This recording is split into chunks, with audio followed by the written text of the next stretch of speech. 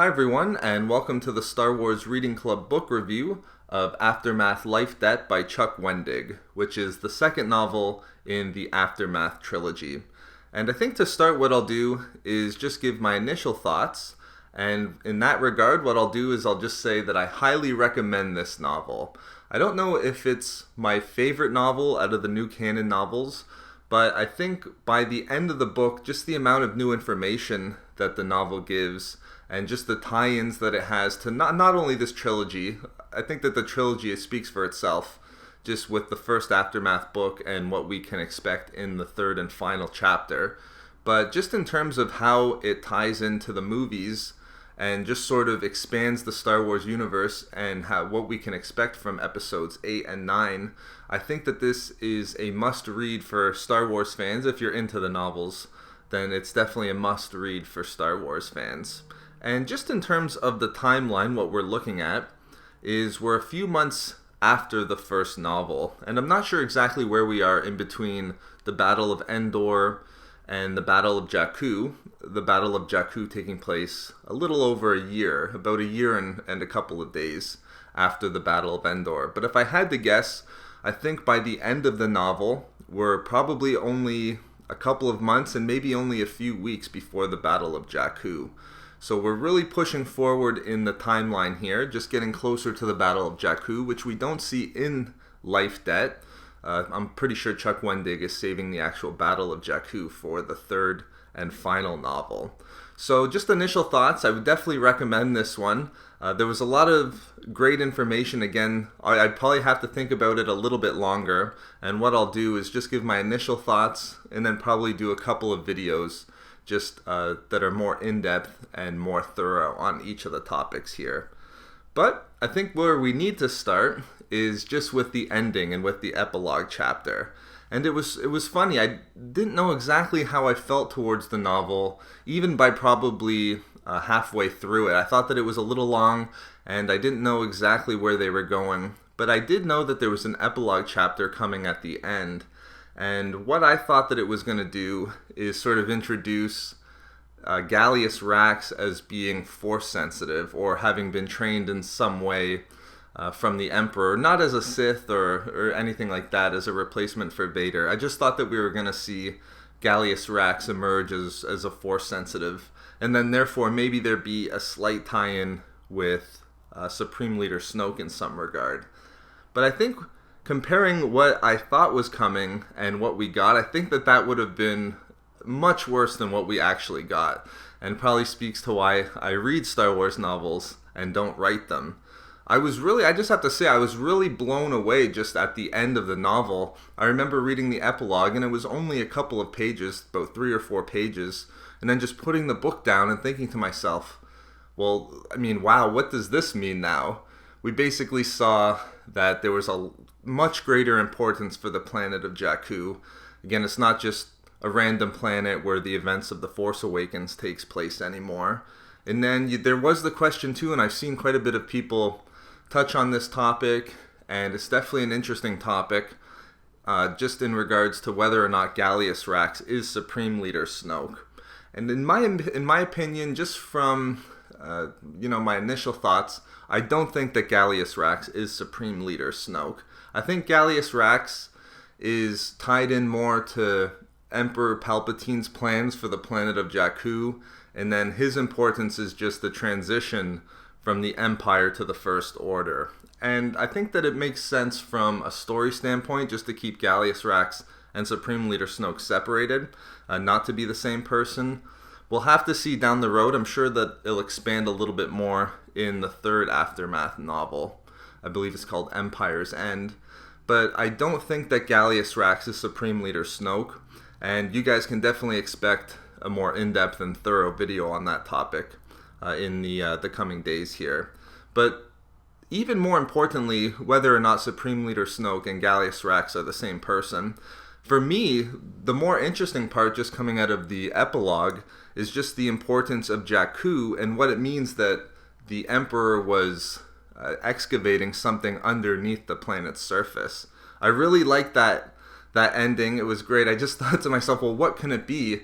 And it could be a number of things at this point. Again, I'll do a more in-depth video, but if I had to guess, I don't think that it's something like a Sith temple like we saw on Malachor with the Rebels TV show. I think that the way that the new canon is sort of structuring things with the Emperor, I think he's more in search for, I don't know if it's the origin or some sort of wellspring of the dark side, because we have seen now in a number of the new Star Wars canon novels, the first Aftermath book, it's pretty clear that I think it was the advisor Tashu saying that the Emperor thought that the dark side had originated in the Outer Rim, and he wanted the Empire to sort of escape to the outer reaches of the galaxy. But then also in Tarkin, it does sort of make sense too that the Emperor is definitely looking for more of an influence just through the dark side. He's really compelled to sort of search out and seek the power of the dark side in the galaxy. And if I had to guess, that's basically what we're seeing on Jakku. And really, the ending flipped around for me what I was even thinking what the Battle of Jakku was. Just sort of going in thinking that it was the last stand of the Empire. Now I'm not so sure that it was the Empire's last stand that was represented through the Battle of Jakku. I think what we're seeing now is Galius Rex is going back to Jakku to guard the spot that Palpatine had him guard 30 years previous. So there's definitely something under the surface of Jakku. There's some sort of importance that Jakku represents. And just seeing the quote from Palpatine to a young Gali, just saying, I want you to guard this space, make sure you keep others away and don't let them come and taint this area, and do what you must to keep them away. I think that what we're seeing now with Galius Rex returning to Jakku is just keeping that promise that he made to the Emperor 30 years previous. And also, too, I think that there's a tie-in just not only in Galius Rex protecting what was on Jakku, and we'll get into Galius Rex's character in just a second here, but I think it was also a good way of just sort of doing, I wouldn't say it was a gambit, but just sort of tricking the New Republic into thinking that it was the Empire's last stand so that Galius Rex could make the transition into the First Order. I think that Galius Rex's importance is to be that individual who'd make sure the Empire exists and transitions from the Empire into the First Order. So those are some of just my initial thoughts on the information that we got out of the epilogue chapter, which again, that epilogue, what we saw there was definitely, for me at least, the most interesting and most important information that we got out of Life Debt, and something that I'm looking forward to the most to see how it plays out in the third and final novel. Again, I don't think that Galius Rex is going to turn out to be Supreme Leader Snoke. I think that his destiny is a little bit different from the connection to Supreme Leader Snoke. And also, too, I'm hoping that we see that there is the connection between Jakku and then it having a significant connection to the dark side. I think that that would be a really cool way to end this trilogy, and just to see that the Emperor was trying to tap into that in some way down the road. So I think that that would be interesting. I'm looking forward to that the most in the third novel. But just to touch on the main storyline quickly, again, there's not much to say in my opinion. I thought that it was interesting in a lot of ways. I like that we saw that Nora, Temin, Jom, Jas, Singer, and even Wedge to some extent were sort of a team going out in the galaxy and capturing Imperials who are pretty much in hiding at this point. I thought that that was a cool idea. The whole Wookiee and Kashyyyk storyline was good in my opinion. It was nice to see that they freed the Wookiees and kicked the Imperials off of Kashyyyk. There will probably still be some more to see in that regard, though, in the third novel. And then also another interesting point that I think that they're trying to make in the novels that are coming out in the new canon is just to make sure they're trying to show them and make sure that it's clear that Han and Leia did have a strong relationship after Return of the Jedi, and it wasn't sort of rocky all the way through and then got to the place where it did in The Force Awakens. So again, we do see at this point that Han and Leia did have a pretty significantly strong relationship. And I mean, the love triangle between Nora, Brenton, and Wedge aside, I thought that the main storyline was interesting enough. But I think my two favorite characters, and I'll talk about them a little bit more in depth here, was just Rey Sloane and then Galius Rex. But just starting with Rey Sloane, I would just have to say for me at this point, she's definitely one of the more interesting characters in the first two novels. And we have seen quite a bit of transition on her part. But I like that we had in this novel a lot more information just in regards to her sort of worldview, just in terms of what the Empire was and what it represents and why she was so adamantly for the Empire. But it is interesting at this point in the at the beginning of the novel, she's the Grand Admiral at that point and just sort of the face of the Empire for the galaxy. But like I said, just in terms of her worldview, she's definitely somebody who views the Empire as stability within the galaxy. So it's kind of representative as the complete opposite of Leia, where Leia's the face of the New Republic and Sloane is the face of the Empire. Again, we almost get sort of a Ransom Casterfo from Bloodline vibe just into what she thinks and why the Empire is such a necessary point in the galaxy. Again, she thinks that left to its own devices, that the galaxy is much too big to govern itself, and you need something like the Empire to create order and make sure that that the galaxy doesn't just spin out into lawlessness. Almost sort of like a Tarkin point of view in that regard, but it's more of a Ransom Casterfo just in terms of she wants order and she doesn't want disarray, but she wouldn't also have things like slavery or someone like Darth Vader going around and keeping people in line with the Empire through extreme violence. So it is interesting, in my opinion, just that we saw Rey Sloane's worldview just sort of expand a little bit more, and then also her transition now. I think she knows that her role in the Empire, as long as Galius Rex is at the top, there's not really a role for her. So I'm really looking forward to see how Rey Sloane emerges in the third novel. I hope that they don't go down a road where it was sort of the same as Ransom Casterfo and Bloodline. I hope she doesn't jump ship to the New Republic, because I do think that she has a really strong point of view and is a strong character, and she definitely has her motivations for why she wants the Empire. I hope we don't see her jump ship to the New Republic, but that said, I'm definitely looking forward to see what her role is in the third and final novel.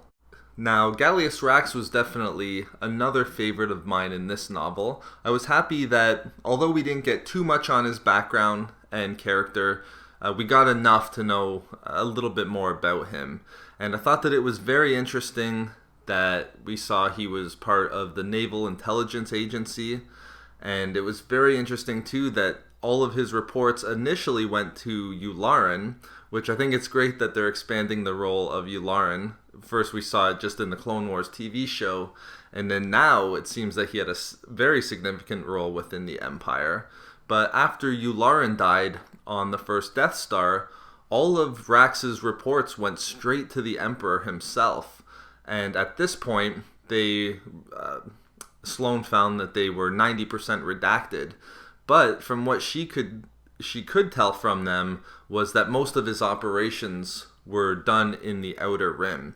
So I think that that's why at this point I'm making the connection between Galius Rex and just his, interventions and what he was looking for in the Outer Rim just ties into Palpatine's search for this wellspring of dark side energy, or a connection to the dark side in the Outer Rim. Again, too, I just go back to that quote from Tashu from the first novel, where Tashu says that Palpatine felt that the universe beyond the edges of the map was where his power came from. And then he says, too, that they should search for the dark side like a man looking for a wellspring of water. So I think that there is that connection, and that's why I think that Galius Rex goes back to Jakku. I think that there is that strong connection between the dark side and the planet of Jakku, and I think that that Rex is back there to just keep that promise of protecting whatever it is underneath Jakku. So very interesting to see that. I liked Galius Rex's character. I thought that he was intelligent enough to keep the Empire sort of going at this point. Definitely not a Thrawn type of intelligent character, but I thought that it was enough at this point in the story. And just to touch on a couple of the interesting points, just to transition from Rax and some of the more interesting points of the novel, it's interesting for Rax that at this point, he even says himself that the Empire has lost the war, and that the Empire they knew is gone. And that's probably the first main and interesting point, is just to see that at this point, even just a few months after the Battle of Endor, that the Empire has pretty much completely crumbled at this point. And we got a taste of that just in the first novel, in Aftermath. But basically from this novel, you just see that once the Emperor and even Vader, to a large extent, once they were taken out of the picture, then the Empire pretty much completely crumbled. I thought that it was interesting that Chuck Wendig included that out of the 13 Super Star Destroyers, only one of them remained. So that just goes to show you that the entire fleet basically at this point has just been decimated. I think something like 75% of the Star Destroyers had also been destroyed. So they basically lost their fleet. They've lost all but one of their Super Star Destroyers. They've lost about 75%, I think it was, of their Star Destroyers. And then they also lost their primary shipyard where they were producing their fleet. So at this point, Rax sees it, and a number of other characters see it as well, that the Empire has basically lost this war. And that's why I think that rather than Rax taking the fleet and having their last stand at the Battle of Jakku, I think he's there for other reasons, to sort of protect whatever it was that Palpatine was having him protect, whether or not it be the research facility as well, that I know gets blown up at the end of the Battle of Jakku. I just see that at this point, Rax is trying not to bring the Empire back into dominance in the galaxy, but to just sort of take it and ensure the transition to the First Order. But I am seeing Galius Rex becoming the brainchild of the First Order, just because we saw some great foreshadowing, and the language that Chuck Wendig uses I think is important. But at one point we do see Galius Rex state, "I'm forming a shadow council to govern the Empire from behind the scenes, only the finest of our kind, the first and highest order of Imperial minds." So just getting that first order, the first and highest order in there, I think that was intentional on Chuck Wendig's part. But I do see that Galius Rex is emerging as the person who started the First Order. But just in that said, it was interesting to see that even a couple of months after the Battle of Endor, once you've lost the Emperor and once you've lost Vader, the Empire has just completely crumbled at that point. Another interesting part that I found in Life Debt was we see an increased role of Brendol Hux, who of course is General Hux from The Force Awakens' father. And I did a video on the rise of General Hux and touched a little bit on his father, but it was very interesting to see Brendol Hux emerge, and it seems as though he's going to have a very important role in the creation of the First Order as well. Now, just as an aside, just for General Hux, the son who we see in the Force Awakens, we did learn his first name is Armitage. So, not the greatest first name, but interesting nonetheless, and it is nice to finally have a first name for General Hux, and I don't have to just refer to him as General Hux anymore. And there was a great foreshadow just for General Hux as well from Brendol. He just states that Armitage is a weak-willed boy, thin as a slip of paper and just as useless, but I'll teach him. You'll see. He has potential. So very good foreshadowing there, just on the part of General Hux. Definitely has potential just in regards to his rise to become general in the First Order. So I thought that was interesting, but even for Galius Rex, he kind of makes the statement that there is great importance for Brendol Hux in the future. He discusses at one point, just when talking about the Shadow Council, he can see that there's uncertainty and fear in their eyes, which he's fine with, just because he doesn't need them. They're only going to be useful to him for so long. But even though the Shadow Council isn't necessary, he states quite firmly that Brendel Hux will be necessary. So I think that we are going to see a big role for Brendel Hux in the rise of the First Order as well. Now, another interesting aspect that we learned from Life Debt is not only have we still not seen Luke Skywalker emerge in the novels, but it does seem like at this point that he has disappeared, again, for whatever that means, and we're not quite sure exactly what it is that he's doing. And it seems that this is Luke's MO at this point. He wasn't in either of these Aftermath novels, and he wasn't present either in the novel Bloodline. And we do learn from Jas at one point that she hasn't seen Han Solo in months, and she hasn't seen Luke for even longer. So it's not just a brief period that he's disappeared for at this point following the Battle of Endor. It seems like he has been gone for months even now at this point. And we learned from Leia that he's just left. So it seems like they're keeping Luke Skywalker's character a big secret at this point. They're not giving us anything on Luke Skywalker, which I'm a little disappointed in. I hope that we see him emerge in the third and final Aftermath novel, but it looks like we might have to wait for episode 8 to find out some information about Luke. Now, just another interesting connection between Luke and Leia is we saw that Luke had attempted to train Leia at least a little bit in the use of the Force. And I had kind of come to the conclusion just after reading Bloodline that Leia hadn't really made any attempts to train in the Force. Definitely not to become a Jedi, at least anyway. But it seemed in Bloodline that she didn't do any training in the Force, and she had sort of just chosen her career as a senator and just sort of left it at that. But it was interesting that we do see that Luke did teach her a few things to sort of empty her thoughts and not really think of anything, and to attempt to let the Force just flow through her. So I thought that that was interesting, and we do see that at times Leia is able to use the Force and rely on the Force to guide her. So I thought that that was really interesting. I like it. I like it more that Leia did receive some training from Luke and did attempt to use her Force abilities, seeing as we would assume that she would be quite strong in the Force, seeing as she's Anakin's daughter. And I like that a lot more than what it seemed like in the novel Bloodline, where it just seemed like she didn't make any attempts to train in the Force. Another aspect that I liked about Life Debt was that Chuck Wendig provided a pretty solid reason, in my opinion, for why it was that Mon Mothma, as Chancellor of the New Republic, was so committed to and had already been beginning to try to figure out how to demilitarize the galaxy, even at this point when they're still trying to defeat the remnants of the Empire.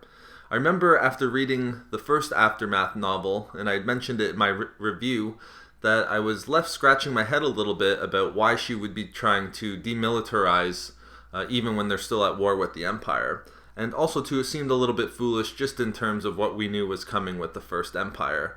But Chuck Wendig did provide a solid reason, and that reason was just the fact that Mon Mothma and even some of the other senators of the New Republic had realized that the primary reason why the Emperor, why Palpatine, could dominate the galaxy with his military order was just due to the fact that he was able to step in and use the Old Republic's fleet that they had used during the Clone Wars. So we see that Mon Mothma was trying to prevent the rise of another empire and the military dominance of the galaxy just by demilitarizing altogether and just ensuring that there was no fleet that could be used for somebody who rose up to become, for example, an emperor, or at least in that position. So I was happy that Chuck Wendig provided this bit of reasoning for Mon Mothma's decision to demilitarize, because I was wondering what her motivations were behind that decision just after reading the first novel. Now, another great scene that we saw was one with Maz, and we saw that she did correctly, sort of in line with Galius Rex's thinking, that the Empire was dead at this point. However, we get a bit of foreshadowing because she also states that when something dies, there's always something that takes its place and rises to replace it. So we also get a bit of foreshadowing for the First Order from Maz. Now, it was also interesting too, just with that scene, because it seems pretty clear at this point that Maz is Force sensitive, as it does state that she was able to feel the changes of the Force. which is very interesting because we know that around this time the cosmic force does go dormant and isn't awakened again until the actions of Rey and the Force Awakens. So it is interesting to see that it's very likely at this point, and it's pretty clear, that Maz is Force sensitive.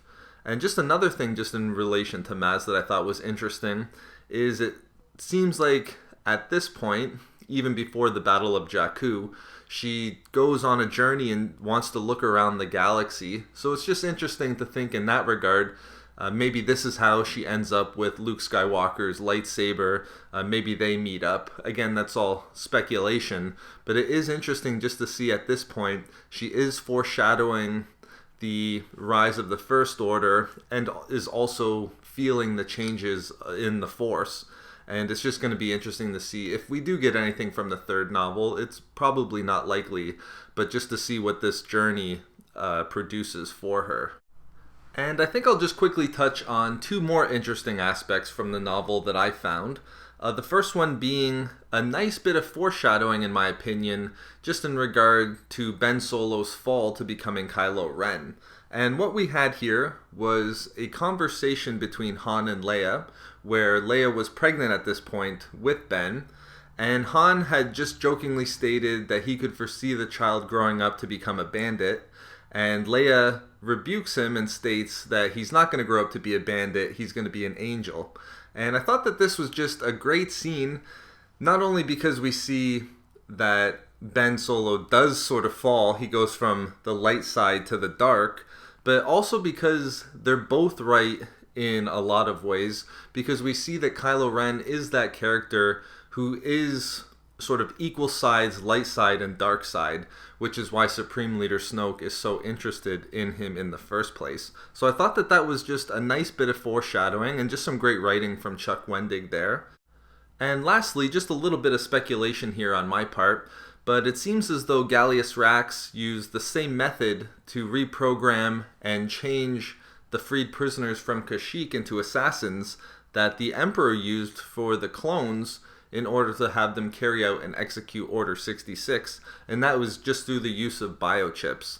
So I thought that it was really interesting that Chuck Wendig introduced the same method, but it also made me speculate a little bit and just sort of wonder whether or not Galius Rex knew what the Emperor had done just in relation to Order 66, and then therefore if he had known the Emperor's goal the whole time to transition the Republic and create the Empire. So I thought that that was a really interesting aspect of the novel as well. But those were just some of my favorite parts and thoughts on Aftermath Life Debt by Chuck Wendig. I apologize for the length of this one, but there was just so much great stuff in here that I didn't want to have to leave too much of it out. As always, please let me know what you thought of the novel down in the comments section below, as I would love to hear what your thoughts and opinions are, as well as discuss the novel with you all there. As far as my next book, I think what I'm going to do is jump out of the canon. I know all of the books that I've reviewed recently have been canon novels, so I'm going to go with a Legends novel, and I'm going to start with Darth Plagueis by James Luceno. And I'm really looking forward to reading that, and I hope you guys look forward to the review as well. But thank you for listening to my review of Aftermath Life Debt. I hope you enjoyed it. Have a great day, everyone, and I look forward to talking with you all again soon.